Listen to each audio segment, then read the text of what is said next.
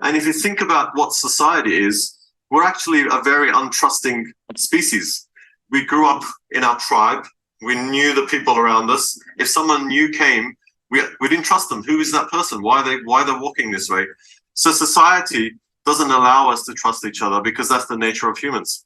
So to trust each other, we've had to build governments, institutions, banks, services, systems in order to do that trust and to gain that trust and to understand I can trust that other person. And that's what blockchain does. If you break down everything, forget all the crypto, forget all the technology. If you break down what blockchain does, it allows person A to trust person B because the protocol told him it's okay. And that's really fundamental because society can change. We can trust each other again without having to know each other. And that's what the real core essence of blockchain is.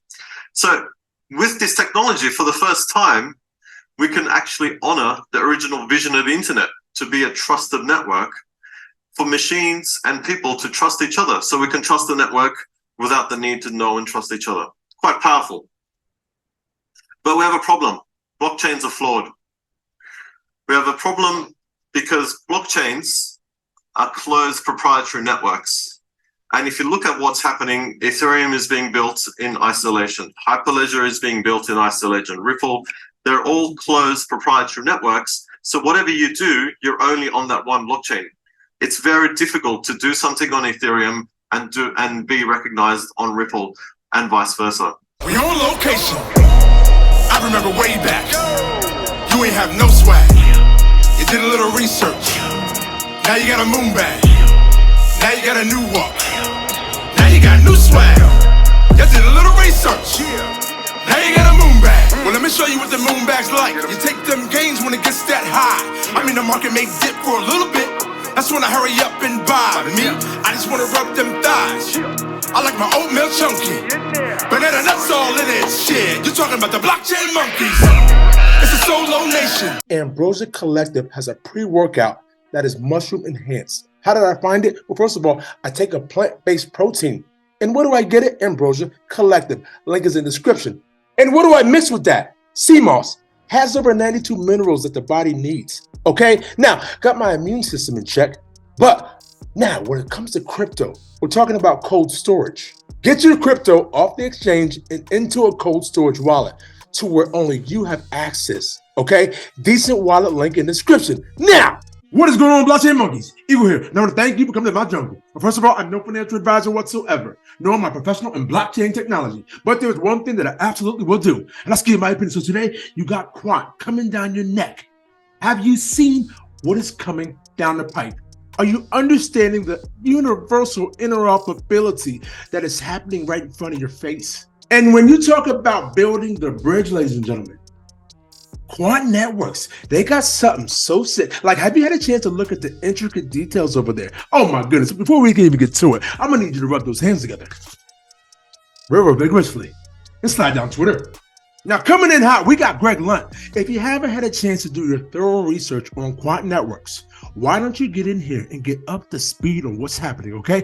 Greg Lunt, he hits you with the heat each and every single day. Holler at him on Twitter. Come on down here. We got Greg Lunt again. Now, what is here? You got SDX Global has been cleared by FINMA to issue euro-based digital bonds. QNT is a key piece of SDX and thus an integral part of digital assets flowing to the mainstream. Coming in from Ledger Insights, we have here today the sixth digital exchange, SDX, confirmed it received regulatory clearance from Swiss regulator FINMA, issued euro-denominated bonds. This includes their trading and atomic settlement using a tokenized digital euro. Today, SDX issued blockchain-based bonds have been in Swiss francs. Now, come here. You got the sixth group also operates the Swiss Interbank Payment Network, SIC. Hence, the Central Securities Depository, SDX CSD, is integrated with Euro SIC to enable the tokenization, what we got going on here, of Euros to Euro in reverse process where the tokens are converted back to fiat currency. I'm sorry, ladies and gentlemen, but that just sounds like Quant all up in your area. And so when you talk about interoperability, universal interoperability, you can't help but to think of Quant. This is coming from R3. In this short video clip, Charlie Berman, co-founder and CEO of I'm sorry, I don't know how to pronounce that. I butchered it. Touches upon the topic of interoperability between blockchains and why it's important not to create a battle to be the dominant technology. Take a listen here. I think the recognition from R3 that and many other market participants that this is not about creating a battle to create the dominant technology which everyone's. Now there it is again, ladies and gentlemen. This is what Gilbert Verdian was just talking about in the beginning of the show. They are going to need interoperability, and who's there to bridge them all? Come on. Because it isn't going to work like that. There are going to be different use cases and different forms of DLT which will be more appropriate for particular use cases. What's important in asset classes? What's important is that we don't end up creating a series of more silos to replace the ones that we've had in the past, which continue to impede market activity and liquidity. So hearing, David Rutter talk about interoperability with Ethereum and with other what are considered competing or rival technologies is incredibly healthy and very positive and a very grown-up development for the market, because that's what we're going to need to see. And so speaking on interoperability in bridges, ladies and gentlemen, you have here coming in hot from Dr. Luke Riley, designing secure bridges for asset transfer.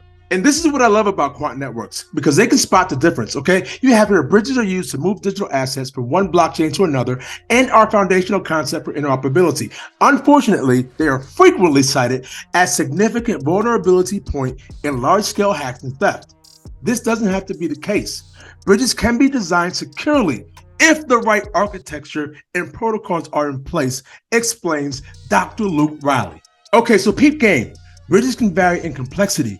It's easiest to build a bridge to connect two networks of the same distributed ledger technology type, such as moving ERC20 token from Ethereum to Polygon, which are both Ethereum-based. However, it becomes more challenging when bridging between different DLT types, such as moving assets from Hyperledger Fabric network to a quarter network. So why do bridges carry risk? Bridges have fewer participants and operators than major blockchain networks, and therefore offer more vulnerabilities for attack. Bridges are typically designed with smart contracts on both the origin and destination blockchain. This smart contract code is often written by a small number of developers and might not be thoroughly checked, tested, or validated by high-quality third-party experts. Therefore, the resulting smart contracts may have bugs and vulnerabilities that are open to exploitation. Now, you're not just talking about any project here, ladies and gentlemen. You got here international standard development. We are creating standards here, okay? Quant is leading the space in international standard development for asset transfer bridges. We are a key contributor to the Internet Engineering Task Force, okay? Secure Asset Transfer Protocol. Let's take a look. Coming in hot from Data Tracker, okay? Secure Asset Transfer Protocol. Come on down here, ladies and gentlemen. Take a closer look. There is currently an interoperability problem in many digital asset networks. Who is here to help that, ladies and gentlemen? The problem is more acute in the case of private asset networks where external entities have no visibility into the state of an asset in the private network. An example is regulated digital representations of real-world private assets such as property ownership certificates and regulated government-issued digital currencies. Ladies and gentlemen, what is happening here behind the scenes? Now, real quick, before I let you go, you mind if I take you back about 3 years? Come on. Right now, the Quant token. Yeah. Tell us, how is that used with the operating system?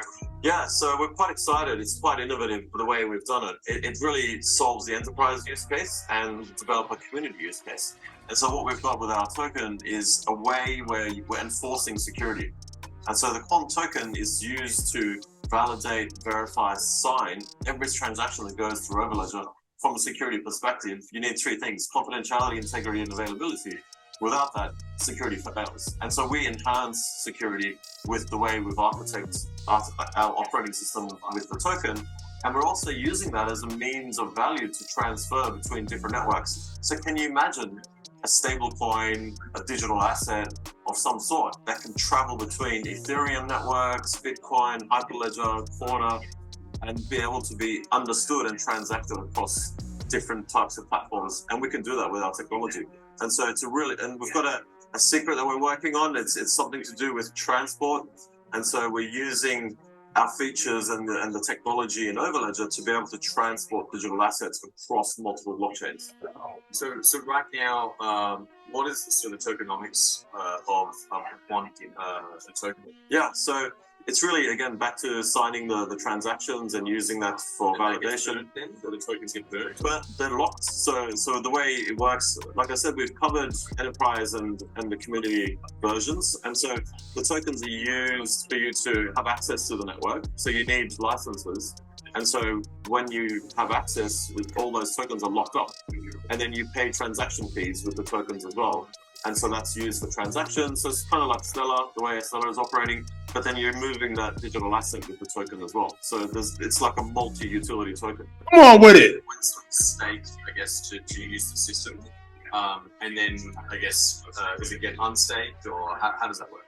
Yeah, it's locked away. We've got a treasury. There's two treasuries that we've got. We've got an enterprise treasury, and then we've got a open source community treasury.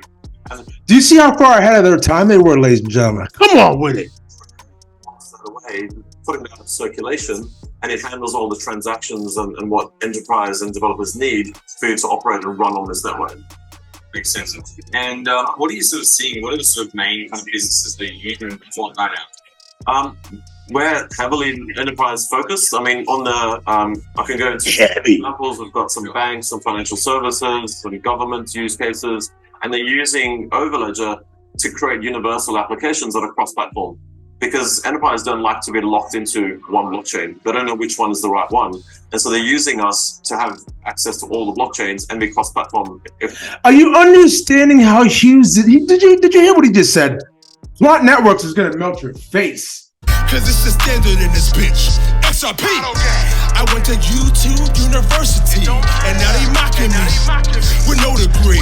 We saying by the swift, keep it walking. Respecting elders in these bushes. Bitcoin is talking. You don't have to be rich to be taking advantage of this. This was the beginning of the greatest transformation of wealth the world has ever fucking seen since World War II. Blockchain. We talking about an intellectual choo-choo train. It's DLT up in the streets, man. That's why we rip all on that blockchain.